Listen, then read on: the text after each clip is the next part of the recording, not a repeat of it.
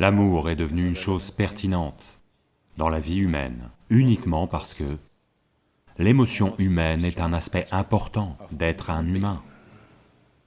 Dans la vie humaine, l'émotion est une chose très puissante. Même de nos jours, bien que les gens pensent qu'ils sont très intellectuels, même aujourd'hui, leurs émotions sont l'aspect le plus important. Oui ou non? C'est l'aspect le plus intense de leur vie.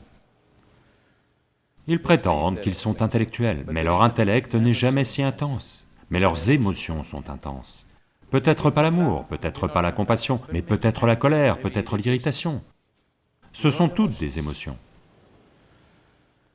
Donc l'émotion est un aspect très important de l'être humain. Maintenant, nous ne parlons que de... Quel genre d'émotion voulez-vous avoir? Maintenant, si vous... Avez-vous un mental? Avez-vous un mental? Oui. Voulez-vous un mental tranchant ou émoussé? Pourquoi? Ça fonctionne mieux ainsi, n'est-ce pas? De même, si vous avez des émotions, voulez-vous des émotions douces ou des émotions amères? Des émotions douces, ça fonctionne mieux ainsi, n'est-ce pas? Donc l'amour veut dire juste cela. Vous avez transformé vos émotions en de la douceur. Maintenant, je veux être amoureux sans émotion. C'est une idée très européenne.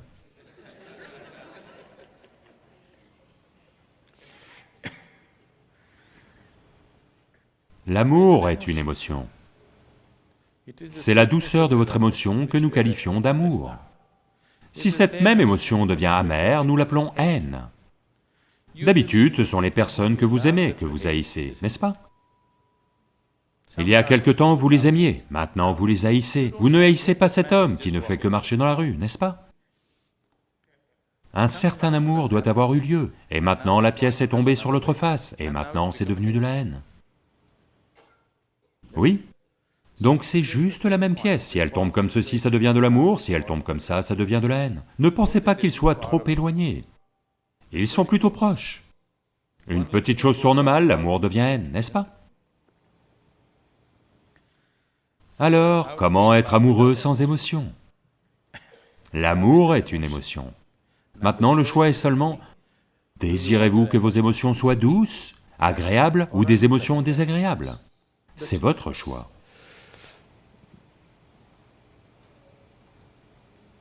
C'est un choix évident, n'est-ce pas? Mais la plupart des gens gardent leurs émotions amères la plupart du temps. L'amertume ne veut pas nécessairement dire qu'ils sont dans une haine active. Ils sont dans l'irritation, ils sont dans l'agitation. Ils sont dans un certain type de... La peur est aussi une émotion, l'anxiété est une émotion. C'est dans un certain degré de désagrément. Si vous rendez vos émotions très agréables, alors la vie sera très agréable. Même aujourd'hui, la plupart des gens vivent un moment d'amour comme l'expérience la plus profonde de leur vie. Ce ne l'est pas. Mais ils le vivent de cette façon parce que c'est la chose la plus intense qu'ils aient touchée. C'est la dimension la plus profonde de la vie qu'ils aient touchée, un moment d'amour. Donc ils l'élèvent aux cieux. Les gens le transportent aux cieux. Les gens parlent d'amour divin. Vous ne savez pas si Dieu aime ou pas. Les êtres humains sont capables d'aimer, s'ils en ont la volonté. Le chien est capable d'aimer. Quand les êtres humains vous déçoivent, vous vous procurez un chien. Si vous avez un chien, c'est une histoire d'amour garantie pour 12 ans. Oui. Ne sous-estimez pas ceci. Vous vous procurez un chien, chaque jour vous rentrez à la maison, quel accueil vous recevez. Votre épouse, elle n'est pas bien. Un jour elle est comme ci, un autre jour comme ça, vos enfants, ils ne s'intéressent pas à si vous rentrez ou partez de la maison. Mais votre chien, chaque jour, quel accueil enthousiaste il vous donne. Personne n'est capable de ça, n'est-ce pas?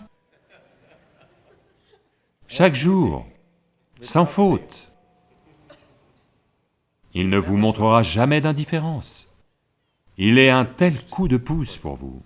Vous savez, un chien est amour à coup sûr. C'est peut-être juste une faute d'orthographe. Vous savez, des fautes de frappe peuvent arriver.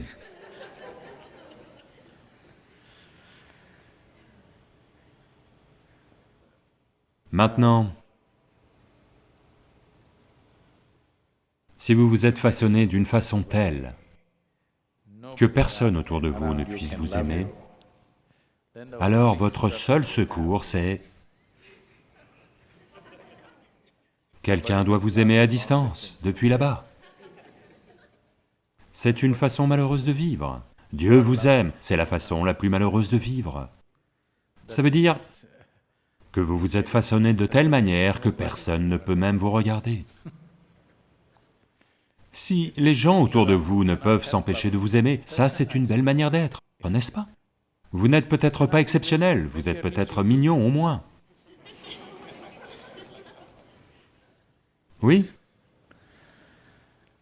Donc, en yoga, on ne voit jamais rien en tant qu'amour, haine, bonheur, malheur, on ne voit pas ça comme ça. On voit ça juste comme ceci. Voulez-vous être plaisant ou déplaisant? Si vous devenez plaisant dans votre corps, on appelle cela la santé. Si vous devenez très plaisant, on appelle ça le plaisir. Si votre mental devient plaisant, on appelle ça la paix. S'il devient très plaisant, on appelle ça la joie. Si vos émotions deviennent plaisantes, on appelle ça l'amour. Si elles deviennent très plaisantes, on appelle ça la compassion. Si vos énergies vitales deviennent plaisantes, on appelle ça la félicité. Si elles deviennent très plaisantes, on appelle ça l'extase. Si votre environnement devient plaisant, on appelle ça le succès. Donc, les autres qualificatifs que vous utilisez ne font que mener à la confusion. Devrais-je être aimant? Vous n'avez pas à être aimant. Soyez simplement plaisant dans votre corps, plaisant dans votre mental, plaisant dans vos émotions, plaisant dans vos énergies, vous serez un être merveilleux. Si vos émotions sont plaisantes, si quelqu'un arrive ici, vous pouvez partager cette douceur avec lui. Si vos émotions sont déplaisantes, à coup sûr vous partagez ça avec les gens, n'est-ce pas? Oui ou non? Donc vous ne pouvez pas faire quelque chose que vous n'êtes pas. Si celui-ci se sent agréable, il va naturellement être plaisant envers tout. Si maintenant celui-ci se sent désagréable, il va être vilain envers tout. Donc au lieu de voir comment rendre celui-ci plaisant, vous voulez être plaisant pour quelqu'un, c'est-à-dire être aimant. Vous n'avez pas à être aimant. Si tout en vous est devenu plaisant, ce qui est nécessaire à cet instant, vous allez le faire. Si vous devez dire des choses plaisantes, vous allez dire cela. Si vous devez dire des choses dures, vous allez dire cela. Mais sans qu'il n'y ait rien de déplaisant en vous, c'est important, n'est-ce pas? Si vous deviez faire la guerre, vous la feriez, sans qu'il n'y ait rien de déplaisant en vous. C'est important. Alors vous feriez tout, seulement dans la mesure où c'est nécessaire. Vous n'allez rien exagérer. Si vous dites « j'aime quelqu'un », vous allez exagérer des choses. Au sujet des gens que vous aimez, vous allez exagérer les bonnes choses à leur sujet. Si vous dites « je hais quelqu'un », vous allez exagérer les mauvaises choses à leur sujet. Vous ne verrez jamais rien tel que c'est. Les gens deviennent aveugles avec les choses qu'ils aiment, n'est-ce pas? Ils n'ont pas de bon sens, ils vont perdre tout leur bon sens. S'ils haïssent aussi, ils perdront leur bon sens. Si vous aimez, vous perdrez votre bon sens. Si vous n'aimez pas, vous perdrez votre bon sens. La porte d'entrée de la vie est d'être équanime, où vous êtes capable de voir toute chose telle qu'elle est. Maintenant, vous êtes agréable avec quelqu'un, non pas parce que quelqu'un est gentil. Vous êtes agréable avec quelqu'un parce que vous êtes agréable, c'est tout. C'est une meilleure garantie. C'est une histoire d'amour mieux garantie, n'est-ce pas? Vous êtes agréable avec quelqu'un parce que vous êtes agréable. Si je suis agréable avec vous parce que vous êtes gentil, demain, si vous n'êtes pas aussi gentil, quelque chose d'autre va se produire, n'est-ce pas? Si vous hypothéquez votre état agréable à quelque chose à l'extérieur de vous, que vous soyez agréable ou désagréable sera seulement un hasard. Maintenir celui-ci agréable est votre affaire. Si celui-ci est agréable, quelle que soit l'interaction, il produira de l'agréable. Maintenant, vous n'avez pas réussi à rendre celui-ci agréable, vous essayez d'être agréable avec quelqu'un. Et cela dépend de tant de choses. Pour que vous soyez agréable, ils doivent être façonnés tels que vous le voulez.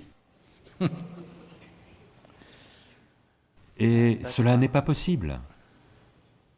Personne ne peut être façonné tel que vous le voulez. Vous n'êtes pas capable de faire ça même avec une seule personne, n'est-ce pas? Vous ne pouvez même pas façonner une seule personne telle que vous la voulez. Oubliez le monde entier.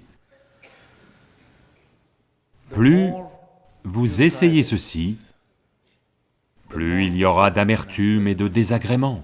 C'est pourquoi, dans les soi-disant relations les plus intimes, il y a un maximum de désagréments. Donc c'est parce que vous essayez de faire quelque chose que vous n'êtes pas.